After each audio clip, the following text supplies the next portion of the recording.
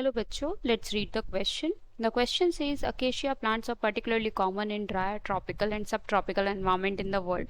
The swollen thorn acacias which form obligate mutualisms with Pseudomyrmex, a species of ants, are restricted to the New World. Swollen thorn acacias show several characteristics related to their obligate association with the ants, including enlarged thorns with soft easily excavated pith, year-round leaf production, enlarged foliar nectaries, and leaflet tips modified into concentrated food sources called as Beltian bodies.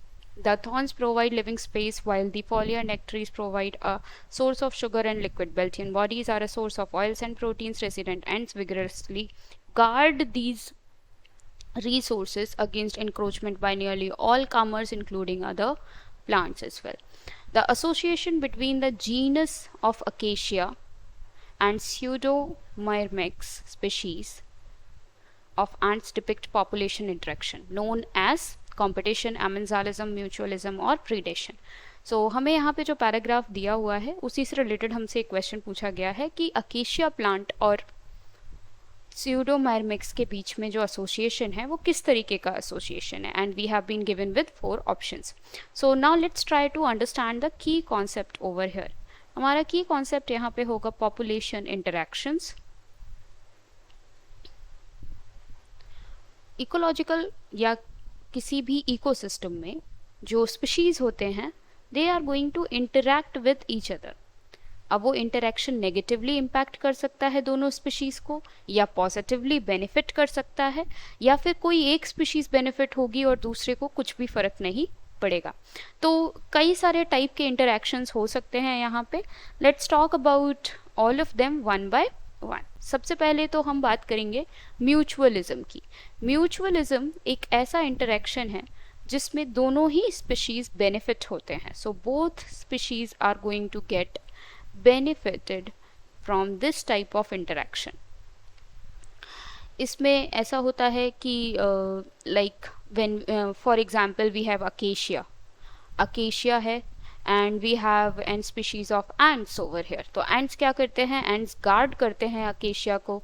वहीं पे जो acacia है that is going to provide food and shelter to the ants over here. तो ये ends को food and shelter provide करने वाला है और जो एंड्स हैं वो गार्ड करेंगे अकेशिया प्लांट को. तो ये एक म्यूचुअलिस्टिक रिलेशनशिप हो गया, दोनों बेनिफिट हो रहे हैं इसमें.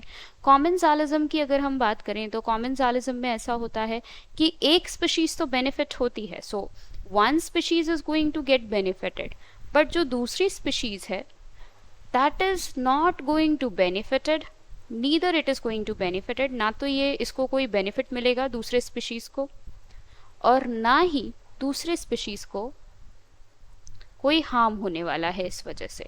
तो ना तो उसको कोई बेनिफिट मिल रहा है दूसरे स्पीशीज को, ना ही उसको कोई हार्म मिल रहा है. That is कॉमेंसालिज्म.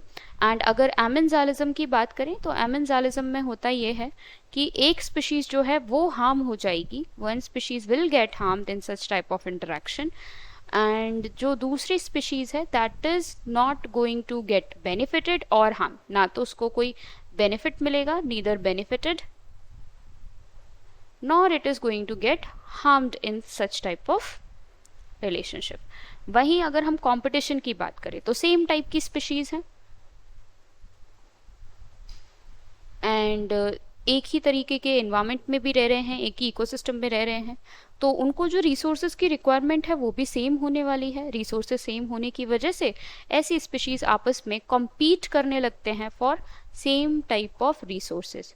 तो इस केस में क्या होता है कि कंपटीशन स्टार्ट हो जाता है और जो स्पीशीज हैं वो एक दूसरे की हेल्प तो नहीं करते, either they are going to eliminate each other, इस तरीके से, क्योंकि कंपटीशन स्टार्ट हो जाता है रिसोर्सेज के लिए. तो ये कुछ टाइप के इकोलॉजिकल इंट्रैक्शंस हैं या पॉपुलेशन इंट्रैक्शंस हैं जो हमने अभी डिस्कस किए. Now let's talk about the answer over here. तो यहाँ पे हमें सबसे पहले कंपटीशन दिया हुआ है. जीनस अकेशिया और Pseudomyrmex में एक म्यूचुअलिज्म काइंड का एसोसिएशन होता है, जो कि कंपटीशन तो नहीं होने वाला, ना ही अमेंसालिज्म है, ना ही कॉमेंसालिज्म है, और प्रीडेशन भी नहीं है ये, क्योंकि यहाँ पे कोई भी स्पीशीज एक दूसरे के लिए ना तो प्रेडेटर है ना ही प्रे है. So the right answer over here will be option C.